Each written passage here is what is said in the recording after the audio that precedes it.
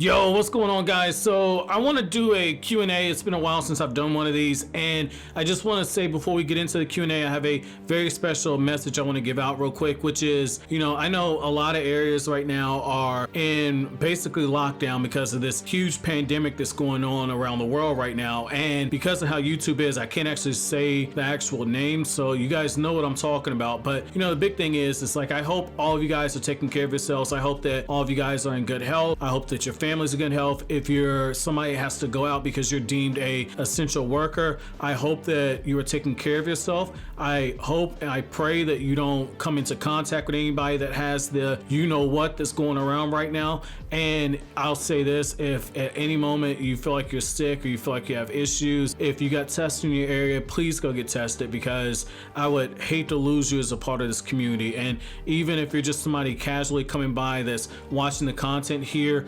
it's still the same thing. At the end of the day, we're all a family here, so please take care of yourself. Please take care of yourself. I cannot stress that enough. But with that being said, let's go ahead and get into the Q&A. King of Kings asks, are you an N-word? So, my man, I'm gonna say be very careful assuming based on a voice that someone's black or white or whatever. And the reason I'm gonna say this is before Rhyme Style. So this is a Dragon Ball YouTuber who I was watching his videos covering Dragon Ball, and I was watching Tyrone Magnus's videos, and those are channels that when I did Kryptonian Saiyan heavily inspired me to start making Naruto content as well as just anime content in general. But before Rhyme Style started doing face reveals and talking on the camera, a lot of people thought Rhyme Style was black. A lot of people thought Rhyme Style was black. So I'm just gonna say be careful, because when he revealed himself as being a white dude, people are like, oh my god, you're white. So be very careful with that. But to answer your question, I'm no one. You remember how Toby was saying I'm no one? I'm no one, baby. Oh man, okay, so Official Twinkle Fark asked, this isn't a question, I just want to say Kisame's better than Tobirama. Ooh! I see what you did there. Make Konoha great again. Merch coming soon. Tobirama Senju. Tobirama for President 2020. Merch coming soon. I see what you did there. Sahad Amaj asks, could Hokage Naruto beat the previous 6 Hokage in their prime all at once? I think you would extremely demolish them. Yes. Kakashi with Sharingan. Hell, even give Kakashi both Sharingan. This would be trouble though. Give Kakashi both Sharingan with Obito's abilities and the Sage of Six Paths chakra. Naruto have to find a way to deal with Kamui because Kakashi can make himself intangible. But I think that with high difficulty, Kakashi would prove to be trouble just because of the hacks. I think Naruto, given his speed and everything, there's a possibility Naruto takes out Kakashi, hands down. Hashirama, let's be real for a second, alright? When it comes to Hashirama at his prime, when he was fighting against EMS Madara, he defeated EMS Madara, but it took him a while. Naruto's Hokage stronger than EMS Madara. I believe he's stronger than Tenten Shinchuriki Madara. So if he defeats Hashirama, he's defeating all the others. So I mean, yeah. I think that the issue is, like, if he's fighting them all at once, when it comes to Tobirama and Minato being able to use Flying Thunder God, that would be an issue. But I mean, Naruto's got insane reflex skills. I mean, I would put smart money saying that Naruto defeats all 6 Hokage. I would definitely say that. I would say double Mangekyou Sharingan Kakashi with the Sage of Six Paths chakra would prove to be a bit difficult. Having to deal with Minato and Tobirama using Flying Thunder God, coordinating attacks with the other Kages would be a bit difficult, but I think eventually Naruto does come out on top there. Hokage Naruto is a tank. I think people are downplaying it because Naruto's gotten rusty, but I think that when you look at sheer power, he's gonna dwarf a lot of the previous 6 Hokage. Let's see, 0 subscribers with 0 videos asks, how much time does it take you to make a video? Oh, I like this question. I've never gotten this one before. So I can keep it real with you. So people ask, like, how come you don't do what ifs on a weekly basis? How come you don't do what ifs more often? So when I do a what if, these take the longest to make. But the what ifs, I choose a scenario, and depending on what scenario I choose, I start reading the manga from that point in time, and I read everything until the end of the manga. And I'm looking specifically for how certain things would change based on that scenario. And so I I literally take about a week to read the manga. So just on research for What If, I'm taking a week. I take another 3 days to write the script. And I write a word for word script for the What Ifs because that's just too complex to do off the top of my head. So I definitely take 3 days to do that. I just recording the audio for What If because I'm going paragraph at a time. I'm not recording in one sitting, and I'm not recording it until like I make a hiccup or something. I'm literally going one paragraph at a time. Like I take, like say it's a 30-minute What If, like I'll probably take a couple hours to record the audio and keep my voice at a certain level to where you guys can't tell that I'm not going paragraph at a time or a couple paragraphs in it. So if it's a 5-page script, it's between 90 minutes to 2 hours, because I'll take several takes of a paragraph, go back and listen to them, and then cut them out. When it comes to audio, I mean, I'll take 3 to 4 hours just editing audio for What If before I even do the visuals, the actual visuals for the video. I mean, if it's a 20-minute What If, I mean, I gotta find the images, I gotta find the manga panels, so I use panels, the episode clips, I gotta crop down the episodes, I gotta doctor the footage and everything. I mean, visuals in itself, I mean, that's 3 hours in that. But so like a 5 to 8 minute video after I script it and record it and edit the audio, I would say I probably spend 6 to 8 hours on a video. So when it comes to editing too, you know, the one thing I can tell you guys is that the channel being as successful as it has been has allowed me the opportunity to actually hire on editors, and you know, there's some very talented people who are helping me out with the content on the channel. You guys have not seen them yet. You know, you guys won't actually see those videos until we get past this pandemic. And the one thing I can tell you guys is that it's totally gonna be worth it. You know, some of you guys keep asking, hey, where is What If Naruto learned the 8 inner gates? That's a video that I had commissioned out to somebody else, and the quality is a lot better than anything I've ever been able to do when it comes to video editing. And just like how I did the Sasuke Uchiha content, I have somebody who is basically editing the videos that I am doing for the Kakashi Uchiha novel, just like with the Sasuke novel where I'm going over major scenes and going very in depth with that novel. They're going to be doing that as well. So it's actually going to cut down on how much time I spend editing, and it's going to allow me to get better at editing myself as I can try out different things and not have to worry about putting it on YouTube because somebody else is doing the videos. But right now I've got 3 very talented editors, potentially a 4th editor who's going to be able to help me out with a lot of content. So I just tell you guys, we're in April now, so hopefully all this stuff is behind us in May and you guys can see that content then. But those Kakashi Uchiha videos, I'm telling you, it's going to blow you away. And the same when it comes to some of these Boruto discussions I have going on, and the same when it comes to some of the What Ifs. I've got 2 What Ifs done and I'm very proud of the quality of those. I'm very proud of them. Again, I can't wait to see you guys actually get the response to it. I can't wait to read the comments on these videos. But moving on, let's see. Matt asks, how strong do you think Orochimaru would have been if he would have got access to a pair of Sharingan?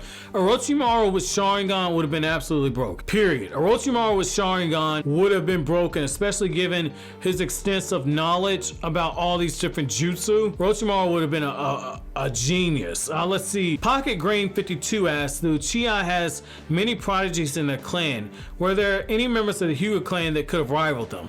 I think if Neji would have stayed alive and if Neji would have continued to train, Neji probably could have been a rival to someone in the Uchiha clan that wasn't named Itachi or Sasuke, and Fugaku and Shisui and Izuna and no. No, I don't think anybody in the Hyuga clan, they're wasted potential. I have a whole video about the wasted potential of the Hyuga clan. Dion Watson asks, what if Itachi never got sick and decided to get Shisui Uchiha of the Eye from Danzo to have EMS? I might do a what if Itachi never got sick, but I can't answer that because otherwise, like I said, I have to sit down and think that out, man. Just a short answer, if Itachi never got sick and was allowed to train and had Shisui's of the Eye from Danzo, Itachi would be broken. Tion Brinkley asks, in your personal opinion, if you had to make one character from Naruto die to bring back another one, who would die? As in, would you trade Tenten for Itachi? No, because Tenten is omnipotent. Period. Tenten's omnipotent. You guys are so sleeping on Tenten, the 8th Hokage. So if I could kill one character to bring back another, so like some Full Metal Alchemist stuff, right? The person I would bring back would be, ironically, it wouldn't be Itachi, even though Itachi's one of my favorite characters. I would bring back Jiraiya, and the person I would offer as a sacrifice would be Hinata.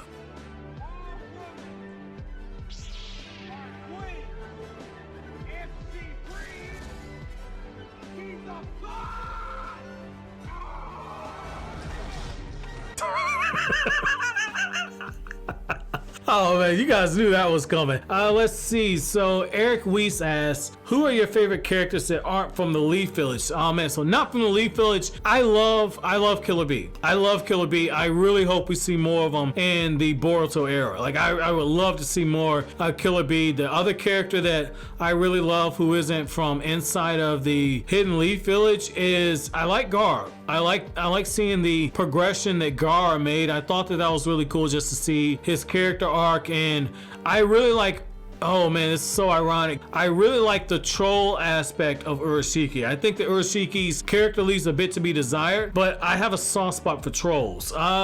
Let's see. So Charles Bale asks, who's stronger, Boruto or Kawaki? If we're going by sheer strength, I would say Kawaki's stronger, but I think Boruto's more skilled.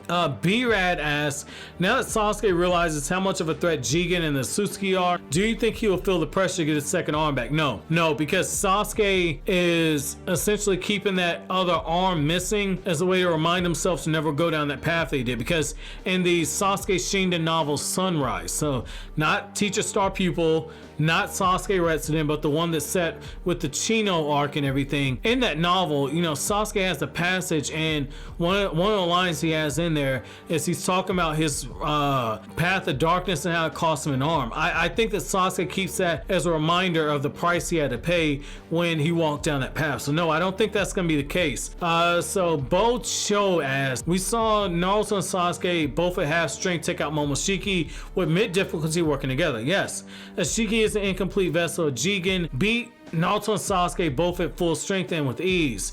In that case, if Ishiki is way more powerful than Momoshiki, what else would Boruto need in his arsenal in order to put up a fight against Kawaki in their battle? So you're assuming that Kawaki is Ishiki's vessel. So if that's the case, I was gonna joke and say summon Tenten, but if that's the case, I think the Jogan would need to have a buff that's stronger at a minimum, stronger than the Tensegan chakra mode at a minimum. Even then, that's not gonna be enough. I think that Boruto, I think the karma and bringing out some of Momoshiki's abilities can give him an edge. I think having potentially drawn on Momoshiki's chakra on top of his own, on top of the Jogan potentially having his own chakra mode, I think that would be enough. Because essentially Boruto would have like a more powerful version of the Nine Tails inside of him. I would like to see that. Oh damn, no, I gotta walk that back, because Momoshiki was weaker than half of the QB, full power QB version of Naruto. So yeah, that's a good question, man. I think the combination Jogan and Karma has to come with a massive power up. Luis Suarez asks, who do you think defeated Ishiki Asusuke for him to need a vessel? The person who defeated Ishiki Asusuke was none other than our goddess and savior, Lady Tenten herself. Lady Tenten is so overpowered. I don't think you guys understand. She's so overpowered that when God said, let there be light, Lady Tenten was the one who appeared out of the darkness. When Lady Tenten even learned that Ishiki Asusuke was going to be a threat, Lady Tenten, using her own infinite Tsukiyomi, was able to cast infinite Tsukiyomi on the entire Otsutsuki clan in another dimension from the Hidden Leaf Village, and it was only until Lady Tenten went to sleep that Ishiki Asusuke was able to pass on his karma seal to Jigen. I just spoiled the Boruto manga for you.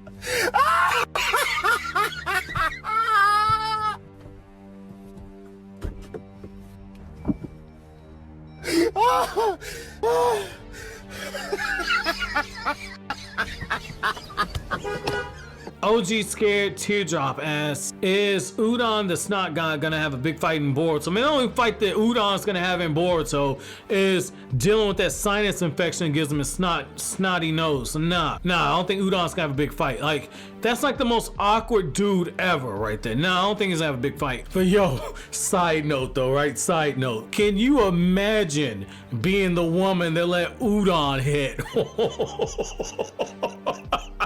Imagine, you're the woman that said, yeah, that guy right there with the snotty nose, I want him to go balls deep inside of me. Oh my God. Yo, oh my God. I want to see the woman that Udon hits, man. The woman that looks at Udon and says, yo, that booger flicking motherfucker right there, he's so sexy.